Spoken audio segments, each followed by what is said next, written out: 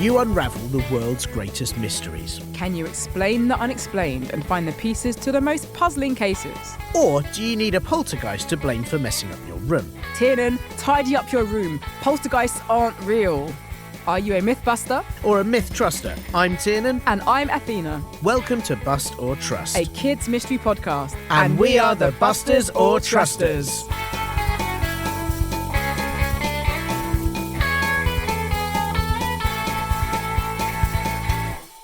We will be looking into some very strange stories from all around the world. No mystery is too big for us. Monsters, ghosts, and all kinds of unusual sightings. You know, like that time you saw one of those wobbly arm-waving inflatable people outside a car dealership.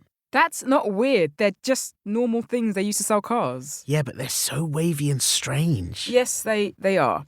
We will dive into all the evidence we can find and present all the facts, figures, and testimonies. Then it's up to you, our chief detective. You'll work out what it all means and make up your own mind. Is our case an unsolved puzzle or a hoaxer's hustle? Definitely a hustle, definitely. Are you a mythbuster like me? Because things aren't always what they seem. Or are you a myth truster like me? Because true believers know we are not alone. No, you're not. You've got a creepy crawly on your arm. Ah, get it off me! Got ya. Athena, unbelievable. We'll tell you at the end of the show just how to get in touch and to let us know if you're on Team Buster or the best one, Team Truster. But until then, make sure you take notes, pay attention to all the information, and start putting together your case. The case. Tiernan, how good are you at hiding things? That depends. Are you bothered about the pet that I keep here at Bust or Trust HQ? What pet? Well then, I'm very good at hiding things, apparently. Tiernan, there are things I'm very afraid of. What pet? Look, don't worry about it, okay? What's this week's case, Athena? Well, I can't keep that hidden from you or our listeners, but it's about something that's never been found and its location has been a mystery for hundreds of years. The secret tomb of Genghis Khan. Ah, I've heard of him, the famous warrior from Mongolia. That's the guy. Let's dig up the facts before we present the chief detectives with our evidence. Genghis Khan was a legendary Mongolian fighter who was born in 1162. Mongolia is a large country in Asia between China and Russia, famous for its large open grasslands. Mongolian people were known as being nomadic, which means they travelled around rather than having a fixed home. They usually lived in round tents. At the time Genghis Khan was born, Mongolia was made up of many separate nomadic tribes. But by 1206, Khan had managed to unite all the tribes and become the ruler of Mongolia. However, he soon wanted to expand his power and began conquering neighbouring countries. At the height of the Mongolian Empire, Khan's troops had taken over modern-day China, Russia, Korea, Southeast Asia, and the Middle East and Eastern Europe. Wow, that is a lot of countries. How on earth did they do that? Well, Genghis Khan was a very skilled general who made sure all his soldiers were highly trained and organised. He rewarded those who did well and they were forever loyal to him. However, lots of people in the conquered lands were killed during the fighting, and many really feared the Mongols. Yikes, I bet. Conquering all those places and fighting lots doesn't sound like the best way to make friends. It's not, and I wouldn't recommend it, but the thing is, Tiernan, these historical figures can be complicated, and he also did some good stuff. For example, Genghis Khan encouraged religious freedom in his empire and embraced some modern technologies of the time. He created a proper postal service and established the use of paper money. Khan wanted to make things better for his people, and as a result, he is well loved in Mongolia, even today. I'd have been persuaded by the idea of paper money too. Can you imagine how heavy it was carrying all those coins in your pockets? Oh, Tiernan. Whilst many people still know the name of Genghis Khan, no one knows where he was buried. It is said that his tomb is filled with an enormous amount of treasure from across his empire, but its location remains undiscovered, even though many explorers, grave robbers, and researchers have tried. It was Genghis Khan's last wish that his tomb be kept a secret, and he went to great lengths to keep it that way, apparently ordering the killing of anyone who witnessed his funeral procession. How did he do that when he was dead? Did all the people carrying his tomb have to close their eyes? He made the order before he died, Tiernan. Oh. Many people in Mongolia believe to this day that his wish should be respected, and digging up graves is considered disrespectful to the people who were buried there. Many Mongolians even believe it destroys the soul of the dead ancestor, in this case Khan. So efforts to find the tomb have been met with resistance and often stopped entirely. Well, Chief Detectives, it looks like the secret tomb is not so secret anymore, as we have some compelling evidence to suggest it's been found, and that Genghis Khan is buried in the Birken Kulden, a mountain in the northeast of Mongolia. Okay, you say compelling evidence, but I say it's up to the chief detectives to decide. Is there really enough proof that the tomb is there, or is it still a mystery? Oh, I know, but may I proceed with evidence piece number 1? You may. First piece of evidence. And you don't get more compelling than the word of the man himself. According to the Secret History of the Mongols, which is one of the most respected texts in Mongolia, Genghis Khan said, "What a beautiful view! Bury me here when I pass away." when he was visiting the mountains. Yeah, okay, sure, if that's what he actually said. Some historians have argued that whilst the text is important, it's not necessarily historically accurate, which means that not all the details are correct.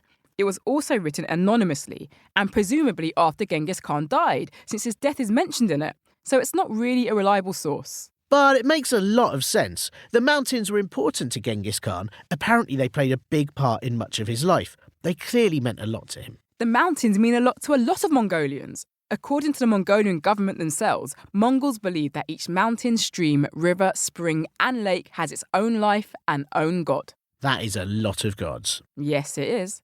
And in fact, in the Mongolian folk religion, Genghis Khan is believed to be the embodiment of their supreme god. And that brings us nicely to our second piece of evidence. Second piece of evidence. The Ik-Korig, which means the Great Taboo. Taboos are religious or social customs that mean you shouldn't do something. And in this case, Ik-Korig meant that no one could visit the mountains. The mountains were already quite difficult to reach as they're covered in thick forests. However, the Mongols declared that the whole area was sacred and that no one was allowed to visit. The punishment for trying to go to the mountains was death, and the only reason anyone was allowed to visit was to bury a relative of Genghis Khan. Well, that makes total sense then. The mountains must be where Genghis Khan is buried. What better way to protect the secret than to ban anyone from ever coming? It certainly looks like that's what the Mongolian army wanted people to think. According to later Mongolian writing, Genghis Khan's coffin came back to Mongolia empty. Some historians believe he was buried where he died, in North China.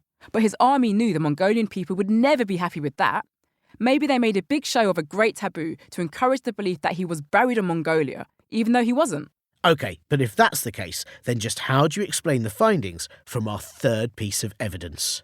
Third piece of evidence. The mysterious mound found by archaeologists in 2015. A mound? You mean a mysterious heap? Really? Yeah, a mysterious mound on the mountains that was definitely man-made, according to these archaeologists. What, as opposed to mole-made?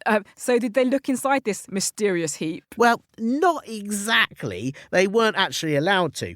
The Mongolian government still doesn't really let people on the mountains, as it's now a protected World Heritage Site. So the archaeologists used drones instead to take a closer look at the mound. So let me get this straight. Drones found a mound on the mountains. I have to be honest, Tiernan. I don't think this sounds anything close to proof. But the mound was maybe similar to ancient Chinese tombs. Important members of Chinese dynasties were always buried in mounds, so it's possible the Mongols learnt about this when Khan conquered large parts of China and used it for his body too. Possibly, but there's no way we know unless someone actually checks it out and looks inside. And given that many Mongolians believe that Genghis Khan's final resting place should not be disturbed, it seems unlikely that's going to happen anytime soon. Maybe this mystery is best left unresolved. Well, you know who I feel sorry for, Athena? Nope. Anyone whose job it is to show or tell people anything about Genghis Khan.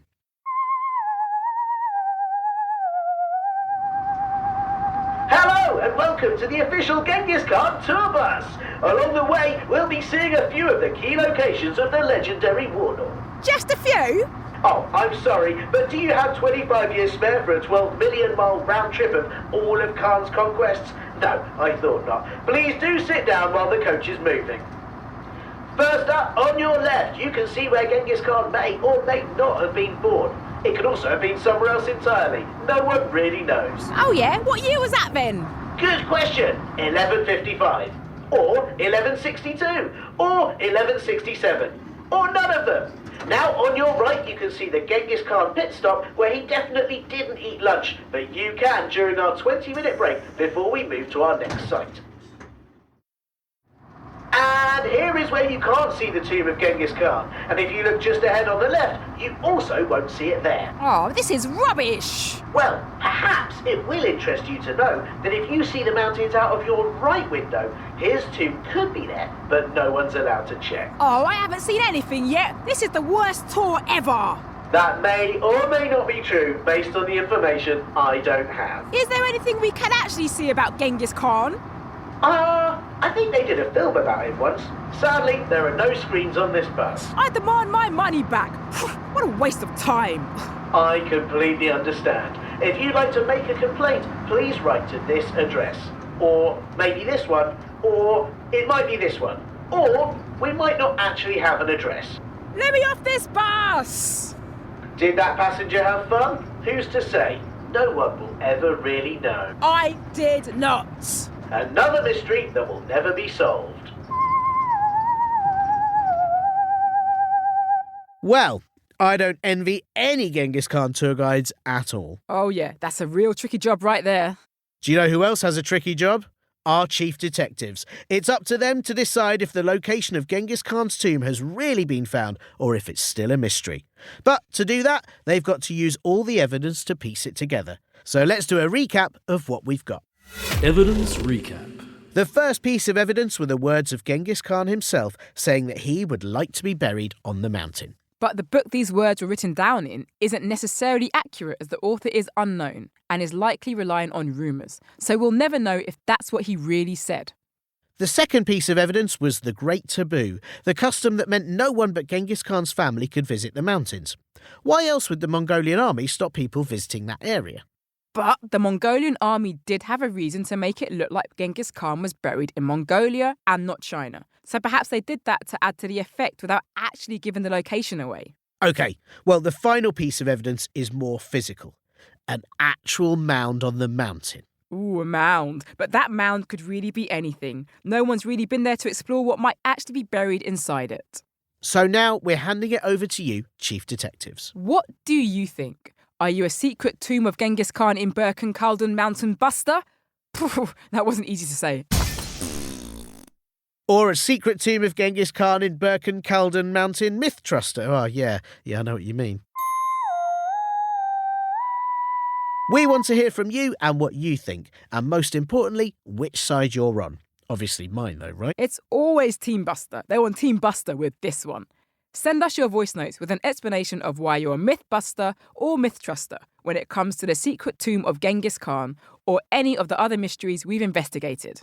Tell us your name, age, what you think all the evidence means, and please make sure your grown-ups give us permission to use your voice notes in our next episode.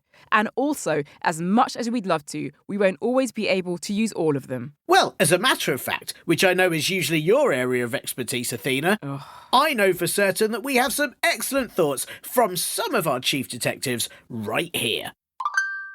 Hi, my name is Joseph and I am 8 years old and I'm from UK.